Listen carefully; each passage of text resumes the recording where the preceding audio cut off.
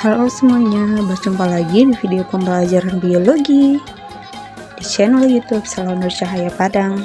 Di video kali ini kita akan membahas materi biologi tentang sistem pencernaan makanan pada manusia. Yuk langsung saja kita tonton video ini sampai selesai ya. Selamat belajar, semoga kamu bisa paham.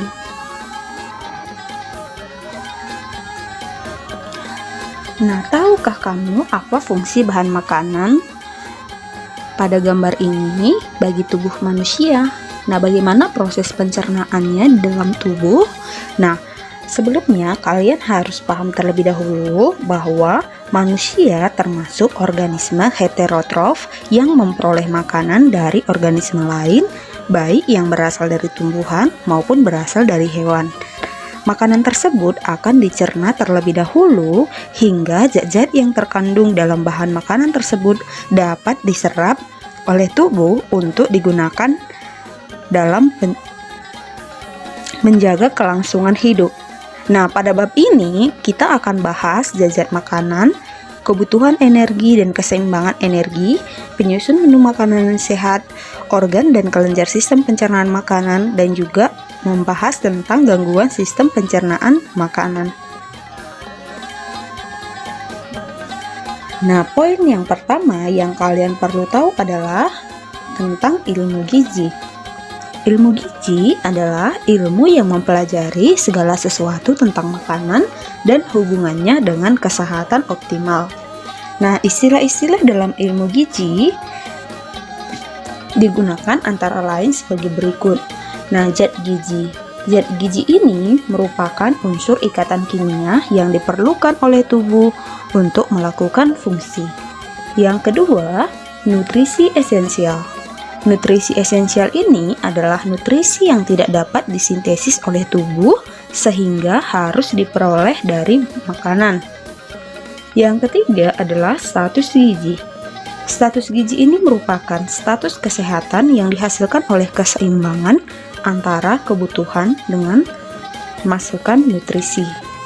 Nah, ada juga diet. Diet ini merupakan pilihan makanan yang lazim dimakan seseorang atau suatu populasi penduduk. Nah,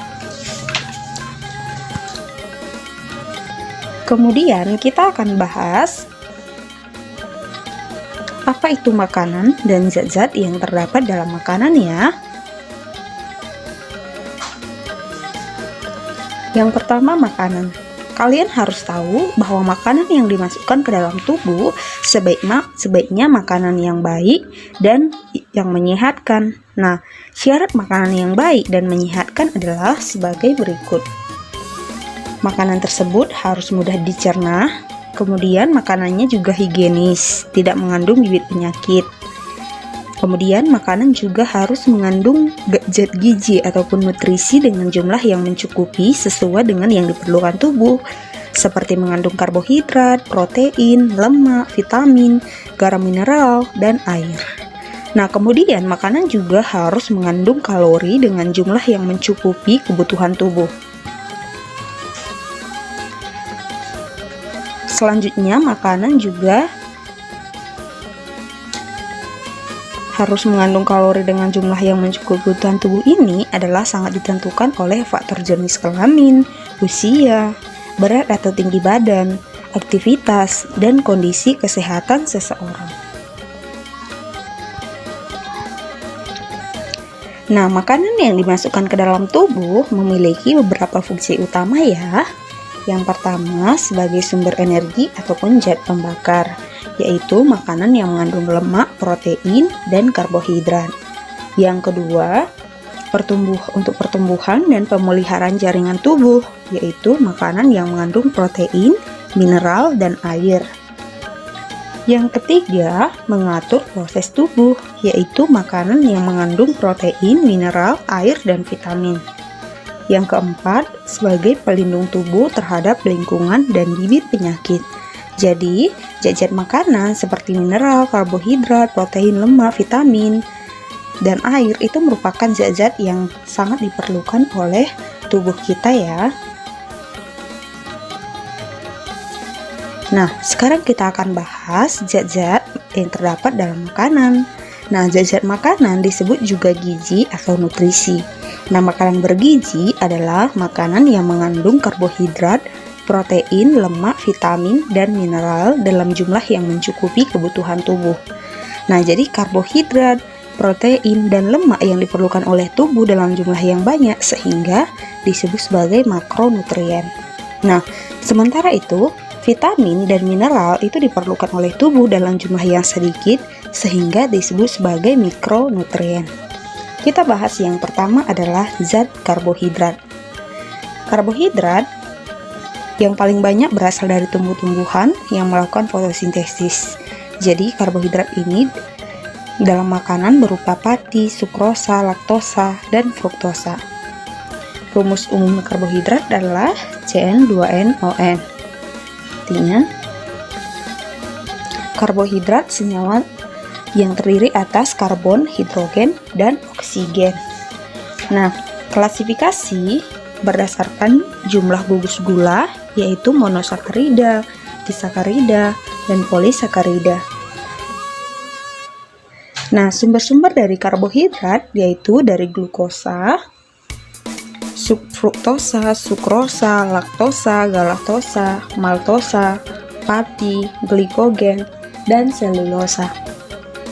Nah, fungsi utama dari karbohidrat adalah sebagai sumber energi, pengatur metabolisme lemak, menghemat protein, dan membantu pengeluaran feses.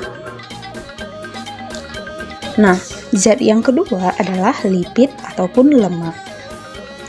Istilah lipid merupakan senyawa-senyawa heterogen termasuk lemak dan minyak.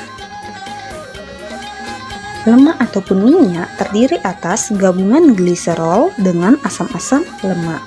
Nah, sumber lemak itu berasal dari lemak hewan dan lemak nabati.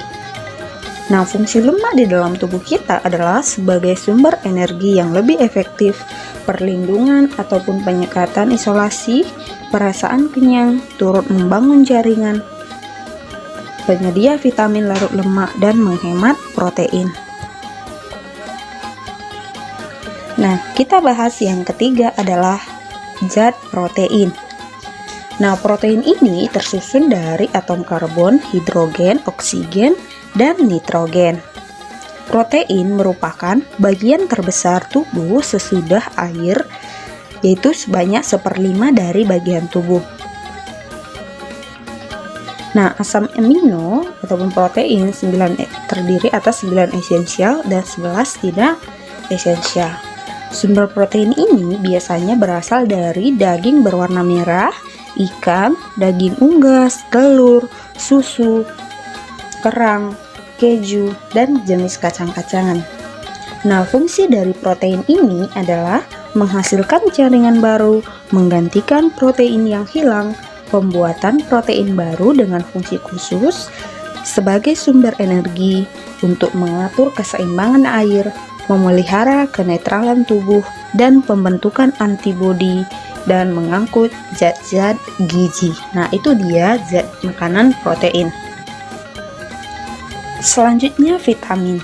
Vitamin adalah zat organik yang umumnya tidak dibentuk oleh tubuh sehingga harus diperoleh dari makanan. Fungsi vitamin ini adalah sebagai koenzim dan biokatalisator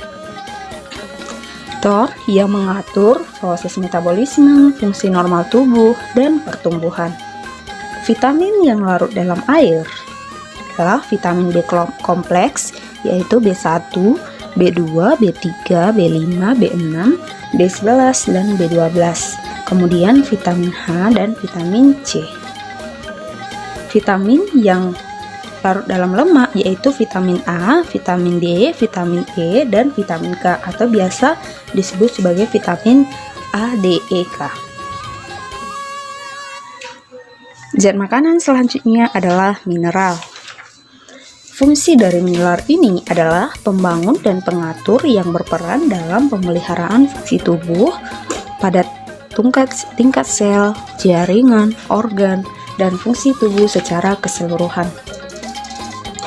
Mineral terdiri atas mineral makro dan mineral mikro. Mineral makro adalah dibutuhkan dalam jumlah banyak, sedangkan mineral mikro dibutuhkan dalam jumlah sedikit. Di sini juga sudah terdapat contoh-contohnya ya. Nah, selanjutnya air.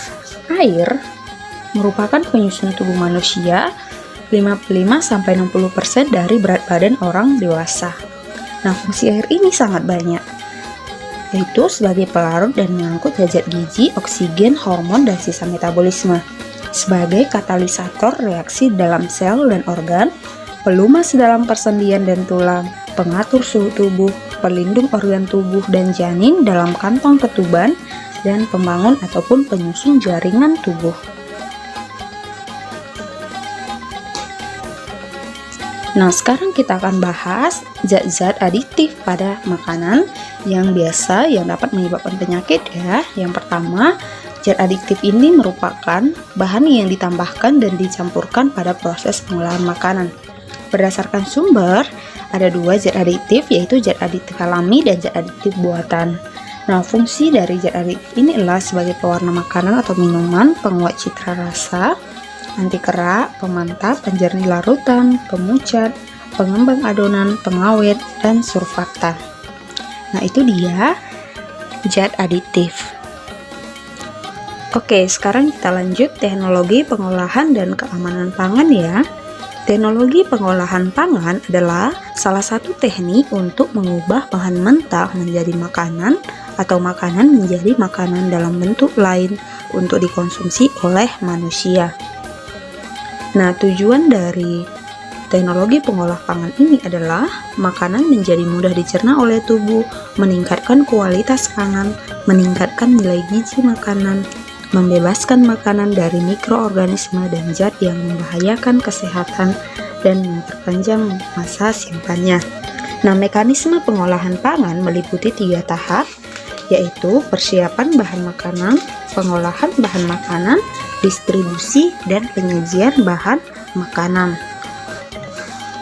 Nah, sedangkan teknik pengolahan makanan ini ataupun teknik dasar dalam pengolahan pangan dibedakan menjadi 2 macam, yaitu pengolahan panas basah dan pengolahan panas kering.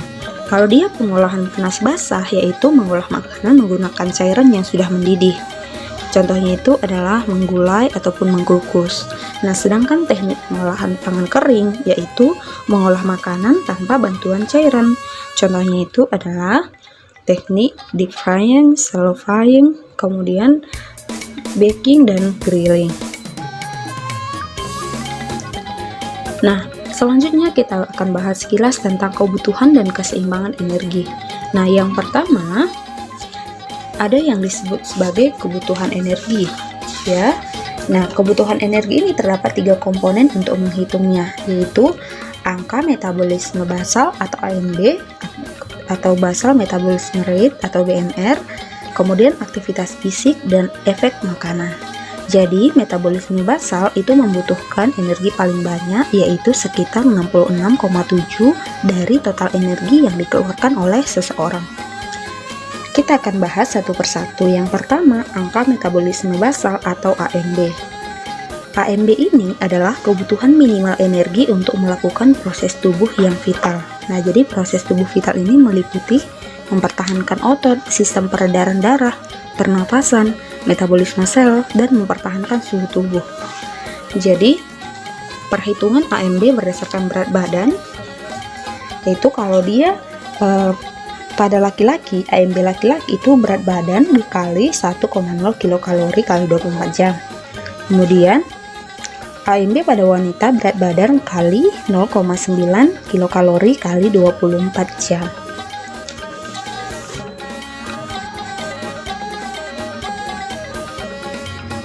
Nah, sedangkan kalau misalnya perhitungan AMB sesuai dengan kelompok umur, jenis kelamin, dan berat badan, berikut sudah saya tampilkan tabelnya ya.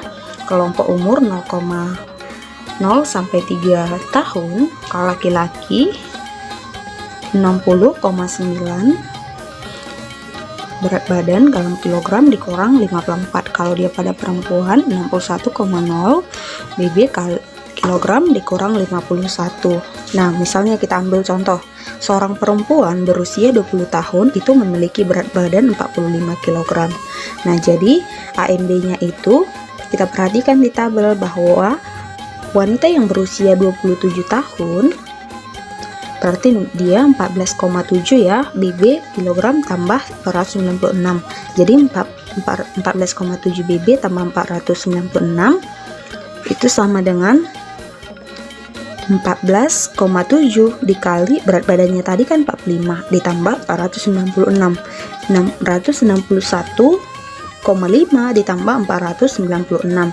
Jadi hasilnya itu adalah 1,157,5 kilokalori.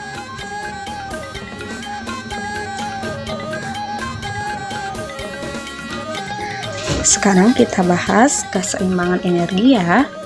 Keseimbangan energi seseorang itu dapat dicapai jika makanan yang dikonsumsi dapat menghasilkan energi dalam jumlah yang sama dengan energi yang dikeluarkan. Jadi, keseimbangan energi dapat ditentukan oleh berat badan ideal dan indeks massa tubuh. Nah, yang pertama adalah penentuan berat badan ideal.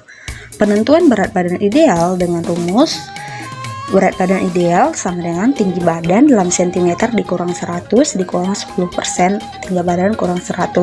Nah, contoh, seseorang yang memiliki tinggi badan 160 memiliki berat badan ideal itu berarti 160 dikurang 100 dikurang 10% dari 160 kurang 100 sama dengan 60 kurang 6 sama dengan 54 kg. Nah, jadi seorang yang memiliki tinggi badan 160 itu memiliki badan ideal 54 kg. Nah, sekarang kita bahas penentuan indeks massa tubuh atau IMT. Nah, indeks massa tubuh ini ditentukan oleh pengukuran berat badan dan tinggi badan dengan rumus sebagai berikut. IMT sama dengan berat badan dalam kilogram per tinggi badan. Nah, batas ambang indeks massa tubuh di Indonesia.